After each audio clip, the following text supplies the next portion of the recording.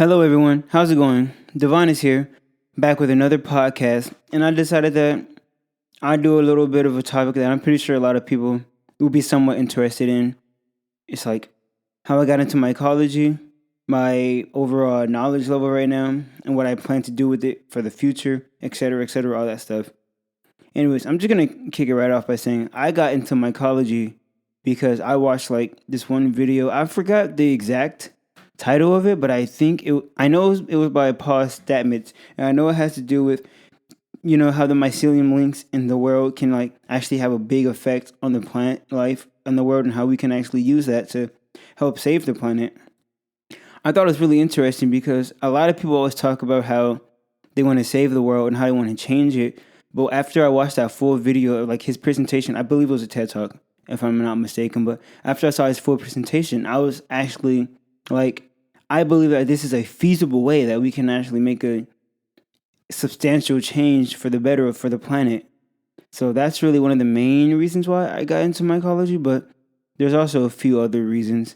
Another reason too is just because I wanted to kind of steer away the stigma that is associated with, mycology and just mushrooms in general, because a lot of people just think, oh, they're into mushrooms. You must just like only the active species. You don't really care about the medicinal kind or just the regular kind that you see out that might be poisonous. And for a lot of people, when you first get into mycology, that might be why you start going into mycology, because you want to know more about the active species, why they do what they do, how many species are there, where can you find them, things of that nature. But as you dive deeper into the rabbit hole, you start to realize, wow, there are like so many other species of mushroom out there besides just the psychoactive ones that it's pretty interesting to learn about. So that kind of actually was me to a degree. I only cared about the active ones at first, but as soon as I started doing more research, I started to think, oh wow, these other species are really cool. And like something about me is whenever I get into something, I just kind of like go head first into it and kind of think about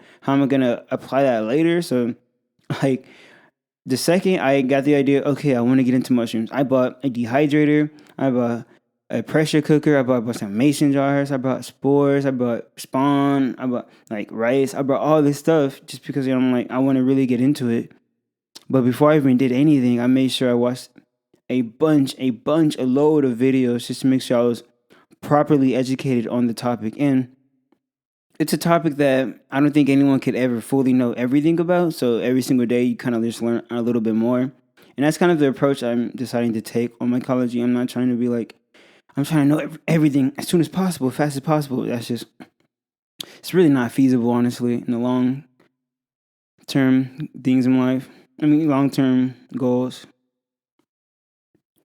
So, yeah, I think right now, what I want to do with mycology is I want to start my own business, selling medicinal mushrooms like lion's mane, reishi, cordyceps, things of that nature, and then maybe branch out more once the laws get more loose about the psychoactive ones. I want to get a Schedule 1 license too also. That's like a big thing I want to get to because I want to like have these little clinics where people can take these psychoactive mushrooms and actually, experience these euphoric feelings. Because I'm pretty sure a lot of people who've ever done mushrooms can attest to the fact that all of the speculation and all the rumors that you see online about it rots your brain, it makes you turn insane, makes you want to jump off buildings.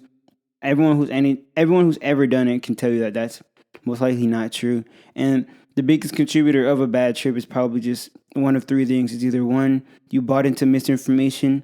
Two, you weren't in the right setting, like you weren't around the people that you trusted, etc., etc. Or three, your mindset wasn't right in the moment, and you just decided to take it out of recreational use rather than a helpful use. I'll say one more thing too. Overdose is another thing too. Not overdose as in the sense of like fentanyl or any other type of opium like that. I mean overdose as in well, mushrooms are kind of weird because 1 gram will literally get you like feeling good, and like 5 is considered a heroic dose, right? So the delineation between those two numbers is literally like 2, 3, 4, and each one of those advancing numbers gives you a more intense experience. So a lot of people go into it thinking, oh, I've probably smoked something before, or I've done something before that I think that I can handle it. So they probably start off with like 3 or 4 grams, not realizing that 3 or 4 grams is probably too much for even the most experienced of psychonauts. So then that's when you start to realize that I don't think that the mushroom was outlawed because of itself. I think it was outlawed because the government feared that people would use them irresponsibly, and I feel like I can agree to that to some degree. But at the same time, it's like you can't outlaw something that's naturally occurring in nature. But anyways, I'm getting like so off topic. So I want to start these clinics where I can do like have these people go through guided meditations. They can like just experience the trip for themselves, understand what it feels like. And I know a lot of people actually want to try these things, but like are scared of like, is it gonna mess me up? Will I be changed forever? Mushrooms did change me forever, but I would say that it changed me for the better, most definitely. Just because I became more not only self-aware of my own emotions and feelings, but I also was able to read other people's emotions and better gauge situations and not react in a impulsive or inappropriate way. Because like I've told you in previous podcasts that I come from an area like it's not the best neighborhood. Let's just say that. So when it comes to emotional intelligence and things of that nature, that's not something that's really prioritized where I'm from. Because I told you about my neighborhood from my other podcast. If you don't know that, just go back to other videos. Also, I also want to mention being black in the mycology community.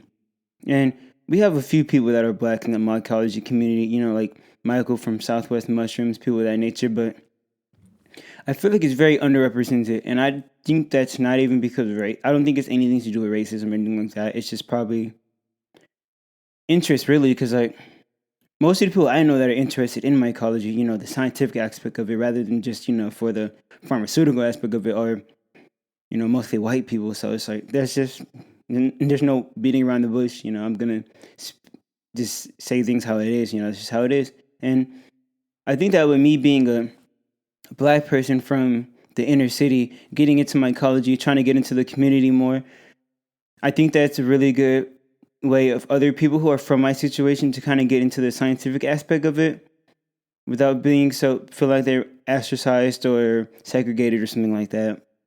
I don't think there's no really racism. In this community, it's really all love. We're all just trying to learn, get better every day. Because, it's a subject where you learn every single day, new topics, new species, new ways of identifying, being in the field, finding new species. Well, not finding new species, but documenting species that maybe you've never seen before yourself in person, which is something I actually did the other week. I went around my college campus, U of H, and I'm trying to document all the types of species that grow on campus.